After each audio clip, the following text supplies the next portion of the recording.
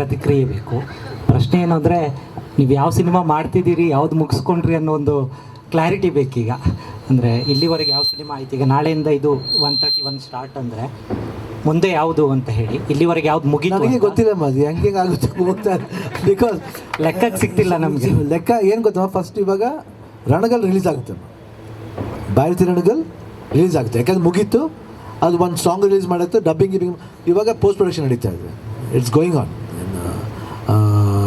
ನಡೀತಾ ಇದೆ, ರೀ ರೆಕಾರ್ಡ್ ನಡೀತಾ ಇದೆ. Almost we are planning, very soon we are planning.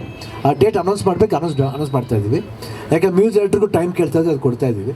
ಇನ್ನೊಂದು ಬಂದ್ಬಿಟ್ಟು ಇದು 45 next month we are winding up. Climax plans ಇತ್ತು, ಅದು ಒಂದು it's a very big climax. ಅದು it's not a easy climax, very big climax. ನಾನು ಉಪೇಂದ್ರ, ರಾಜ್ಬಿ ಶೆಟ್ಟಿ 3 ಜನ ಸೇರಬೇಕು. ಉಪೇಂದ್ರ ಅವರು ಬಿಸಿ ಇದ್ದಾರೆ UI, ರಾಜ್ಬಿ ಶೆಟ್ಟಿ ಬೇರೆ ಸಿನಿಮಾದಲ್ಲಿ ಬಿಸಿ ಇದ್ದಾರೆ. ಬಟ್ ಎಲ್ಲ ಸೇರಿಸಿ ಇವಾಗ ಸೆಪ್ಟೆಂಬರ್ಲಿ ವಿ ಆರ್ ಫಿನಿಶಿಂಗ್. ಸೊ ಅದು ರೆಡಿ ಆಗುತ್ತೆ.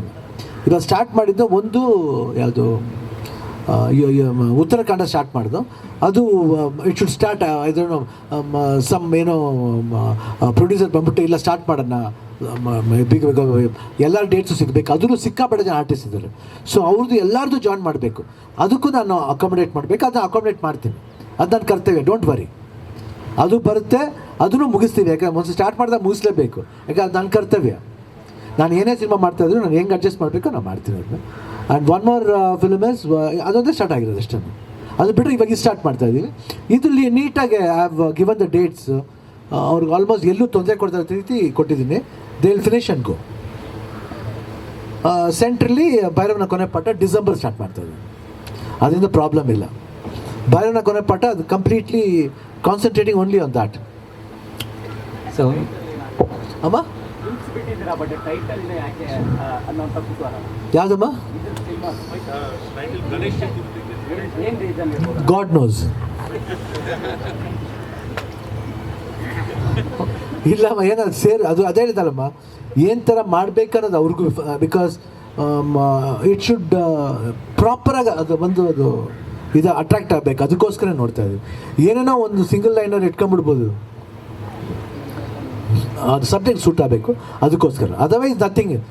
ಇವಾಗ ಓಕೆ, ಕ್ಲಾರಿಟಿ ಸಿಗ್ತಾ ಇಲ್ಲ ಅವ್ರಿಗೆ.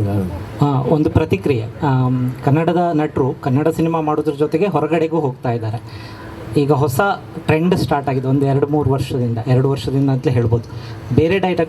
ಬೇರೆ ಡೈರೆಕ್ಟರ್ಸ್ ಇಲ್ಲಿಗೆ ಬಂದು ಸಿನಿಮಾ ಮಾಡ್ತಾ ಇದ್ದಾರೆ. ಅದಕ್ಕೊಂದು ನಿಮ್ಮೊಂದು ಪ್ರತಿಕ್ರಿಯೆ ಅಷ್ಟೇ. ಇಟ್ಸ್ ಗುಡ್ ಅಲ್ಲಮ್ಮ. ಒಂದು ಆರ್ಟ್ಗೆ ಬಂದ್ಬಿಟ್ಟು ಯಾವ ಲ್ಯಾಂಗ್ವೇಜಿಂದ ಬರ್ತಾರೆ ಅನ್ನೋದು ಮುಖ್ಯ ಅಲ್ಲ, ಯಾವ ಫಾರ್ಮ್ ಆಫ್ ಸ್ಕ್ರಿಪ್ಟಲ್ಲಿ ಬರ್ತಾರೆ ಅನ್ನೋದು ಮುಖ್ಯ. I think if they come out with a good script, it's challenging for our directors also to create newer scripts ಅಷ್ಟೇ. But it's a good one, good thing only.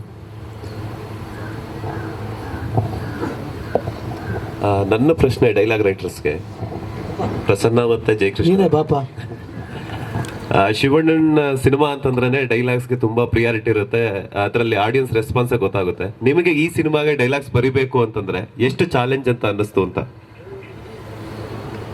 ಅಂದರೆ ಇದು ತುಂಬ, ನೀವು ಸಿನಿಮಾ ನೋಡಿದ್ರೆ ಗೊತ್ತಾಗುತ್ತೆ, ಇದು ನಾರ್ಮಲ್ ಸಿನಿಮಾ ಥರ ಇರೋಲ್ಲ. ಈ ಗ್ಲಿಮ್ಸು ಶಿವಣ್ಣ ಇಲ್ಲದೆ ನಾವು ತೆಗ್ದಿರೋದು, ಅದಕ್ಕೆ ಡೈಲಾಗ್ಸ್ ಹೈಲೈಟ್ ಆಗಿದೆ. ಸೊ ಶಿವಣ್ಣನ ಪಾತ್ರ ತುಂಬ ವಿಶೇಷವಾಗಿ ಡಿಸೈನ್ ಆಗಿದೆ ಈ ಪಾತ್ರ. ಸೊ ಆ ಪಾತ್ರಕ್ಕೆ ಎಷ್ಟು ಬೇಕೋ ಅಷ್ಟು ಮಾತಿರುತ್ತೆ. ತುಂಬ ಚಾಲೆಂಜಿಂಗ್ ಸ್ಕ್ರಿಪ್ಟೇ ತುಂಬ ಚಾಲೆಂಜಿಂಗ್ ಆ್ಯಕ್ಚುಲಿ. ಇದು ಸ್ಕ್ರೀನ್ ಪ್ಲೇ ಮತ್ತು ಡೈಲಾಗ್ಸ್ಗೆ ತುಂಬ ಇದೆ. ಅಣ್ಣ ಹೇಳಿದಾಗೆ ತುಂಬ ಕೆಲಸ ಇದೆ, ನೀವು ನೋಡಿ, ತುಂಬ ವಿಶೇಷವಾಗಿರೋ ಸ್ಕ್ರಿಪ್ಟ್ ಅನಿಸುತ್ತೆ. And Jai sir Telugu version ಮಾಡಿದರು ಅವರು.